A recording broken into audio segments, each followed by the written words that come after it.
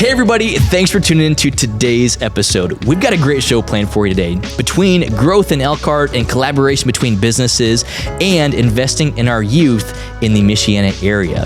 We've got a great show planned. But first, let me introduce you to today's guest host, Mr. Levon Johnson, who is the CEO and president at the Greater Elkhart Chamber of Commerce. So Levon, thank you for joining us today. I appreciate the invitation. I'm excited to be here in this great new facility that has nothing in it except for us. So this is great. Exactly. And we did this on purpose because we love to show off this new facility. We think this is a great opportunity to do that. And we're really looking forward to when we actually have the the opening ceremony, the open house. We'd love to have you out here for that. I'm excited to come over. That's great. Well, there's a few things we want to highlight real fast. And one of the things is at the Greater Elkhart Chamber of Commerce, there's actually a lot more involvement in the Elkhart community than most people think. You're connected to between 800 and 900 businesses, as well as 44,000 employees in an entire area. And there's a huge initiative that you guys have as far as the success of the community, of business, and even growth of events in that area. And what would you say is the most exciting part of your job?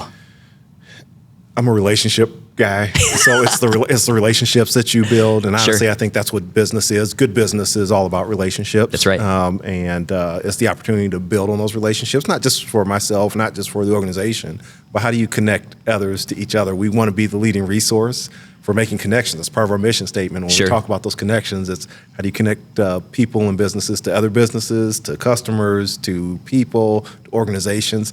That's the fun part of the job, is just always thinking about what connections need to be made.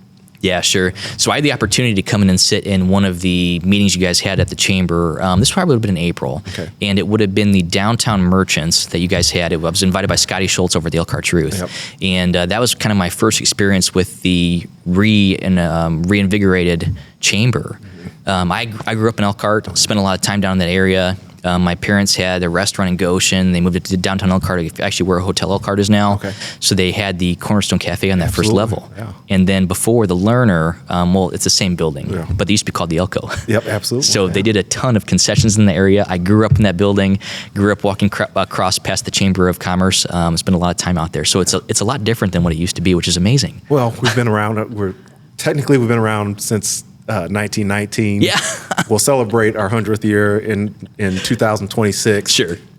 Incorporation stuff, that sort of thing. We've been around for a long time. Sure. And I think one of the values and great things about not just the Greater Elkhart Chamber, but chambers in general, is you move and adjust with the times, the needs of the community. And that's what chambers are there to do, from a Sure. helping to build community, but you're doing it through business. And as business environment changes, and you're oftentimes a catalyst in helping that happen, you adjust and you move and move appropriately. Sure. I'm in year 5.5, and this is this iteration. Someday I'm not going to be at the chamber, and somebody else is going to come in, and they're going to have their iteration of That's what right. it looks like. So, so we're excited about the direction that we've been heading in, and Sure. that we're going in as well. Yeah. Well, one of the things you brought up a couple of times already today is, and I'm going to put this in my own words because we always say that collaboration is very critical. And it's very clear that you believe the same exact thing. It's about connecting the right people at the right place at the right time. Yep. And you might think it was pretty odd that a car dealer from this area called you and asked you to come on the podcast today. But we just believe that that's so important to collaborate together with other community leaders like yourself in this area. Absolutely. And what we would love to do is share, like we're doing right now, your story, the chamber story, with our audience. So, it's a huge honor to have you out here today. I love this. I know I've said it a couple times already, but this is so cool. And I don't find the fact that you call odd at all. The fact that you said, let's talk about Elkhart, I'm there. That's that I can do all day long. Your level of expertise. I don't need to do any research or anything. Let's just talk. So no, if it was Elkhart or football, those are the two things, right? I got you. So I appreciate the invitation over and have this conversation. Man, I'm loving this. Yeah. So Elkhart has gone through a lot of changes, and you've been able to see that a lot. I mean, even since the early 80s and the early 90s. Yeah. So if you look at where Elkhart was in the late 90s versus what it is today here in 2023 with the River District, everything being basically reinvented on Johnson Street, Jackson Street, all that. Yep. I mean, it's really clear that they're bringing housing to this area. They're bringing the potential of growth for the population in this area. And I know that's one thing that's a big initiative for you is affordable housing that's in Elkhart so that we can continue to build our community. What would you say about the developments that you guys have made so far towards that? And what kind of strides do you want to take in the next couple of years? Yeah, I think as you look at Elkhart and when we, from an economic development and growth standpoint at the Chamber, we look at Elkhart in 7 different pieces or communities. And so we know because of a catalyst of the leasing of the toll road, the north side of Elkhart around the 92 exit has just exploded. It's been great investment. It's grown. And we're excited about that. That same energy, then really your core, any city, the core of your city should be the catalyst for growth and innovation and creativity, and how are we bringing people into the city. And so we're able to do that right now in downtown. Have people that are visionaries that believe in Elkhart, believe in the people in Elkhart. And so they're investing in that not only with money, but in their time and their thought and bringing others into that. So we're seeing a lot of great things in downtown. What that then serves as a catalyst for is what's next. And so we think about just south of the railroad tracks and the fact that we've got a new Tolson Center that's being built currently. And how do we use that as a catalyst for growth and investment on the south side of town? Because regardless of where you live in greater Elkhart, regardless of what your zip code is, we want you to have a great experience that, one, keeps you here. And our young people, it helps keep them here as well as they're thinking about this is a great place to be, had a lot of opportunities, and I love Elkhart, and I want to be part of what's happening. Yeah, and you have a long history with Elkhart between the time that you spent within the Elkhart Community School District. You spent some time there coaching as well, I believe, with football. Back in the day, you were also a stud football player, from what I can tell from your history. Did I say that right, stud? No, I was part of some very good. Had some great teammates and part of some really good teams. So you probably had a good coach too, didn't you? I had a great coach. Great coach. And then speaking of that, your son Donovan is actually now playing at Grand Valley State. He is. So how proud are you of that and that transition that he's made to the university level? I'm excited. I'm proud of all my kids. They all are. You're right. We shouldn't just highlight him. We're talking about all of them now. They're different paths. I'm saying that because the other 3 will be like, you didn't talk about us. So I'll be like, but Jordan just asked about Donovan. But I am excited for him. He graduated from high school early and went down and did like a lot of athletes do. They're transforming their body and their mentality and getting ready to play at that level. There's a difference between being an 18-year-old playing against 15 to 18-year-olds and being an 18-year-old playing against 23 because of COVID now, 24, 25-year-olds. Exactly. And so just excited for him and his journey at the college level. And now you've been involved with the Chamber for about 5 years, give or take. What would you say has been one of the biggest highlights that you've had while you've been there? And then also, what has been one of the biggest struggles and how did you overcome that? Well, a lot of highlights. Can I give 2? You can give like 3. Okay. I'll give you a bonus one. Okay. All right. Okay. So I think in part, the one of the biggest things that I'm excited about, we just talked about Tolson Center. And which is huge for that area. It is huge. When we think about that particular part of town and what I would say is a lack of investment over the last 20, 30, or 40 more. years. Exactly. And the fact that the city council made a decision that they needed to defund, they didn't say we don't need a Tolson Center, they just said as a city we don't run it well and we need to do something different. So I'm proud of our collaboration with the Community Foundation and leading the process to get this newly reimagined Tolson Center that we're watching just be built from the ground up. I got a chance to go through a couple weeks ago. You did. How cool was that? It's really cool. And just to see that and see the community come together to get that built and get that type of investment that's a public-private partnership. And for the Chamber and on behalf of our board to really help lead that effort to get that done, which now is sparking additional interest from developers and investors. And we're going to be starting a process here pretty soon to take a look at what happens around the Tolson Center to serve as a catalyst, almost like the Aquatic Center did in downtown. Exactly. So that would be one. The other thing is, as we talk about talent attraction and retention in the area, the first thing we did when I got to the chamber was people were just screaming like, we need more employees, and at all levels. And so what we were able to do is put together a program called What's Next, where we brought college students into the area from as far away as Tennessee, into Michigan, Indiana, surrounding states, and just brought them and introduced them to the area and brought them and showed them the job opportunities, career opportunities in this area. Sure. And we started it in Elkhart.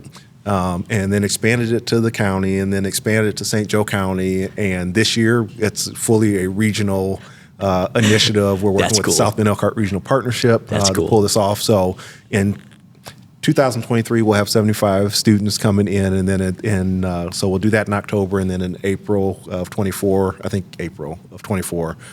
have another 75 students coming in. So 150 students in this calendar year coming. That's a big deal. See what's happening in this area. It's so many great things, and so many opportunities that are there. So those are two things. But every day there are just so many opportunities for great things. I go home and I'm excited I'm tired when I get home. I'm excited when I get home, and I wake up the next morning and I put my feet on the ground. I'm ready to go. Invigorated, ready to hit the ground running. Absolutely. How cool. So like the Tulsa Center, for example, there was let's go back to like 2, 3, 4 years ago. The chamber made that the council made that a huge issue that they didn't want to fund that any longer. So you're seeing this huge change so that it's becoming its own private entity. Yep. And the community at first was saying that's a bad thing. But if you look at other, let's say, organizations in this area that have gone through something similar, like the Potawatomi Zoo, it has been such a positive change. Yep. And it's not that it's not the government side of it, but it's government saying, hey, here's what we're good at and here's what we're not good at. Let's find a partner that can come in and fill that need. Absolutely. And it's amazing to see that the Tolson Center, what it's going to be. I haven't seen it since they've kind of broken ground on it, like you have. Yeah. But I've seen the plans for it. It's going to be beautiful. You have to drive by. Okay. So I might have to find out when you're going to be there next. I'm going to go with you. I'll give you a call. Okay. I think that's one of the things that we look at. And again, the chambers are not government organizations. They're independent organizations. And it's one of those things in the moment, anytime there's going to be change, a lot of emotion around it. A lot of people have invested emotion in this place. They've got memories in that place. Especially about a youth place like that. Absolutely. And we're in an area where we really need to make sure that we're wrapping around our youth. Yeah. And so there's this fear of this is going to go away. But I think even as we started talking about the Chamber and the Community Foundation, we started talking about how we're going to do this and are we the right folks to execute this. The whole time our conversation was, let's focus on the reimagining of the Tolson Center. And let's get everybody's input on how we reimagine that. And now it's not government saying, this is what we're going to do and this is what it's going to look like. It's the community saying, this is what we need and let's develop it to meet the needs of the community. And so again, just it's such a powerful story to tell, and that type of engagement leads to other engagement. It leads to, I'm a big believer that investment follows investment. So you've got that level of investment. That's right. More investments coming, and more opportunities just in the community. And when we're focused on youth, that area is the most densely populated part of the city of Elkhart. It's got the most densely populated part of youth. How do you make sure that they're engaged and not looking at Elkhart like, there's nothing here for me because they've never invested in me, so I'm going to go look somewhere else to get that. So big picture from a chamber standpoint, it needed to be done, but when our board asked, okay, why are we going to get involved, I said, it's a talent attraction and retention piece. Yeah, that's perfect. Yeah. Well, just like you said, the south side of the train tracks there. So let's imagine Benham, that area, Indiana Avenue, Prairie Street. Just like you said, that's such a dense area. And with the addition of the Tolson Center, not only is that going to, I think, reinvent that area, but I think it's going to create a destination just like you're talking about. Yeah. Just like the Aquatic Center did on Jackson Street. Yep. And I think, again, the foresight, anytime there's change, people balk a little bit. Sure. But I always say, follow the infrastructure. You'll see where a city is getting ready to invest. So when you think about Benham and even Main Street in parts, those were streets that were designed. They're 4 lanes. They were designed to get people from from downtown to the south side. As fast as possible. It was just a pass through. And so the city's come through. They've gone to 2 lanes. created islands in the middle of the road, slowed traffic down in those spaces, and now you have to create those. You've slowed it down, so now let's give people something to look at and think. I'm not just trying to get through. I want to pull off and see those things. So it's it's the Tolson Center now. What's the commercial pieces of it look like? Where are the housing opportunities in that space? Understanding that each neighborhood. Sometimes we look at an area and think, oh, it's all the same thing. Yeah. But understanding that there are distinct neighborhoods within those places, Sure. and how do you engage the neighbors, develop those spaces, makes a city a great place to live for everybody, no matter where their address or zip code may be. Sure, and just like you said, it's a spectrum. It's not like that entire area is the exact same way. Absolutely. They might deviate this way or that way, but you have to meet a specific set of needs for that area. Absolutely. And just like you said with the youth side of it, so. And I kid you not, before we started rolling, you didn't know we were going to talk about this, but you are so great at investing in the next generation. And before we started, you sat down with our producer, Lauren, and you gave her some positive advice about what she can do to, I think, take herself to the next level, which, again, I think that's your core belief is that the youth are the next leaders of this area. Absolutely. That's very clear. And this is Levon, this is the first day I've met you. But based off of the work that you've done in the past, and what you've been a part of, it's very clear that that's very meaningful to you. How important is that on your spectrum when you look at that on a daily basis? Absolutely. So I'm going to answer that question, Sure. but I'm going to remind you, since Lauren's still sitting here and you called me a co-host, we got to get back to that challenge question. But okay, all right, so we'll go to this one first. You are the co-host, you know it. I think for whether it be you, Jordan, or Lauren someday, the reality is a lot of things that we work on in the present, we're not going to be around to see. That's right. And so it's how do we set our communities up to be successful even when we're not here? I think it's what we do with our own kids. It's, man, I want to be around for a long time, but I want to make sure when I'm not around anymore, they're able to thrive and do well. And so you put things in place and you practice those things to make sure that they're able to do those things. Clearly, there was a generation before me that it still very much is alive and well and kicking and a catalyst in Elkhart. Yeah. But I've learned so much from them, and it's not I fair love that. for me to hold on to that information and not pass it on. That's very true. Or everything that's happening in Elkhart or happening in this region, all of a sudden it dies with me. And I don't want to be that. So investing time with young people, investing time in developing leaders, investing time in helping people see the community as a whole and how it can continue to go on long after they are around. Somebody started the chamber in 1919. They didn't know Levon Johnson was going to be the president of the chamber in 1919. But each of us has a responsibility to make sure that we work to leave it in better shape than when we found it. That's and right. it may have been in great shape when we found it or joined, but we need to leave it in better shape and put the bar there for the next person to come in and say, okay, you got to raise it another bar to make sure that there's a level of success. So, so I think here's what you're saying is that right now it's the greater Elkhart Chamber of Commerce, and that when you leave, it's going to be the greatest Elkhart Chamber of Commerce. Is that what you're saying? No, it can't be the greatest because somebody's got to make it greater. So we're More just greatest? however you want to do that. Okay, ladies and gentlemen, I was not saying that. That's his words. I'm trying to give you props here. You know that? I appreciate that. Now, what's funny is my assistant, Amanda. Sure. So she is in charge of my calendar. Sure. I'm instructed not to get into my calendar. I tend to overbook myself. Sure. But my one instruction to her is, at any point, if someone calls and they want me to talk to young people or there's a young person that wants to come in, like you clear my calendar for that. No kidding. Yeah. That's amazing. Yeah. I'm an educator by background. Yeah. But I truly believe in how do you help develop that next group. And I do that for anybody that calls. I tell Amanda, schedule an appointment. Like, it's important to them. They're calling, it's important to them. Schedule important, the meeting. But young people, they are what's going to carry on here. I don't know that I'm going to be here, live here, at 80. I may be retired on a beach somewhere. But I'm still going to pay attention. I still want to pay attention to what's happening in Elkhart. I want to know that there are great things happening. So how do we invest, each of us invest in other people to make sure that that's happening. So it's critical. Yeah, and just based off how we've been talking today, it's really easy to see how you've made that transition from being in the Elkhart Community School District, teaching, coaching, things like that, to now being involved in the business side of it within Elkhart. It's very easy to see the connection between the two.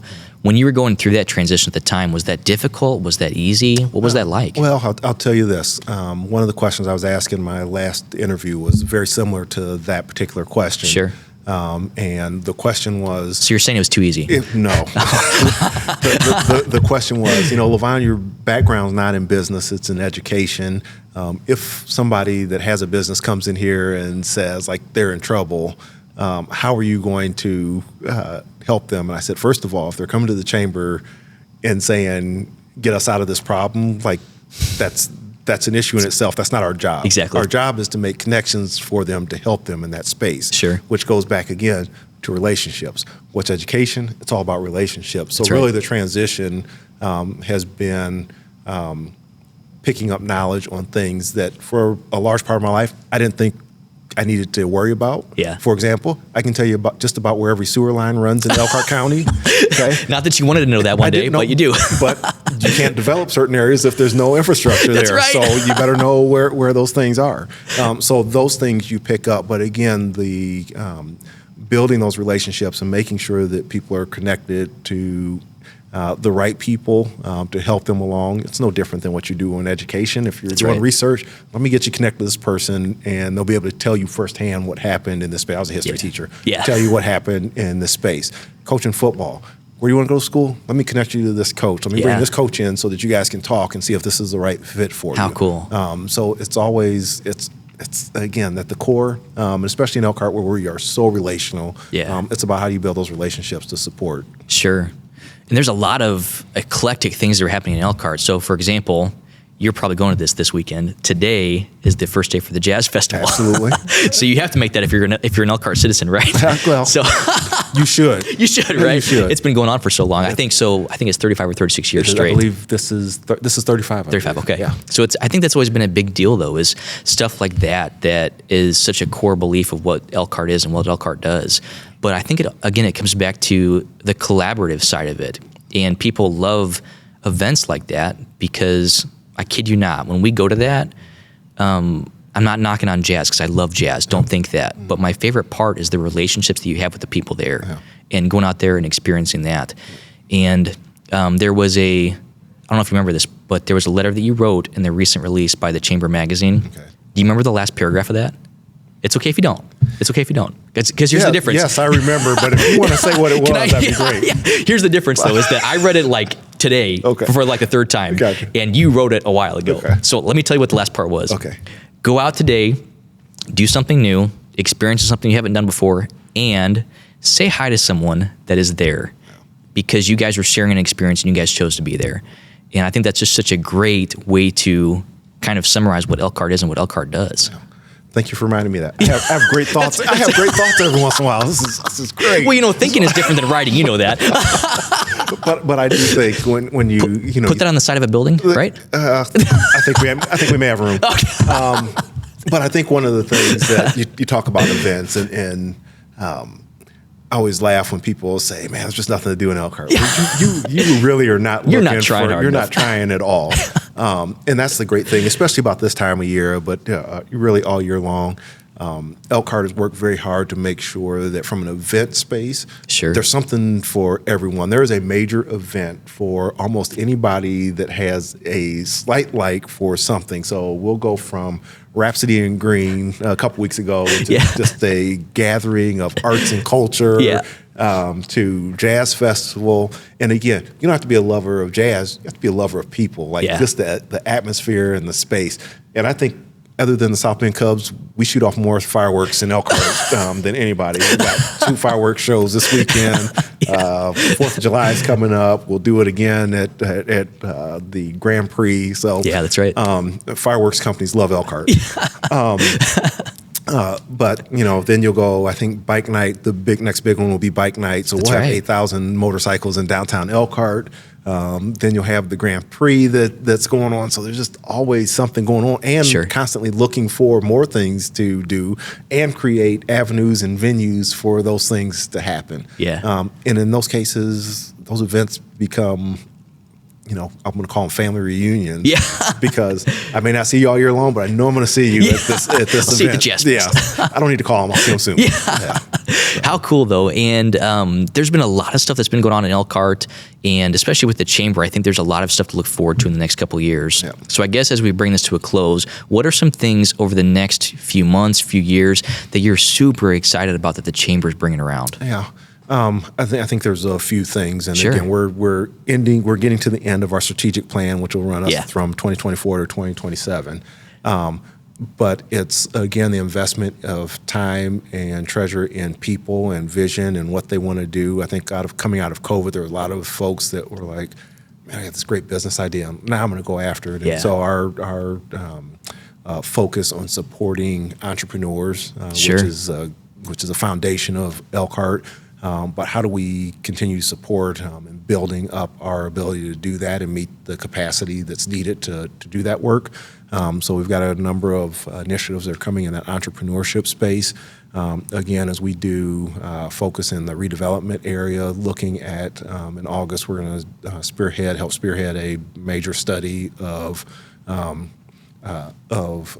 area between the tracks and Lusher Avenue from Main Street to Oakland, and how does that begin to build up differently and engage the community in those conversations? So really excited about that when you talk about the next few years, because it's that may be a singular space and time, but that's years of work that has to happen after that and driving that. So definitely excited about that. Excited about what's next, and continue to bring people to this region to see the great things that are here, and remind folks, we're not all that far apart. Yeah. Whether you're in South Bend or Elkhart or Goshen, Napanee, Middlebury, all that. We're not that far apart, and so I'm excited of the fact, from a regional standpoint, that we continue to break down those invisible fences that have existed for a long time. The thought process of, I don't want to drive to South Bend, it's so far away. Or people in Goshen that want to go to Elkhart. Like, dude. I mean, if I was in Chicago, 45-minute drive with another half hour sitting in traffic, no problem. Yeah. So, and everything, not everything, but a lot of things that Chicago has to offer in different parts of this region, they're here. Sure.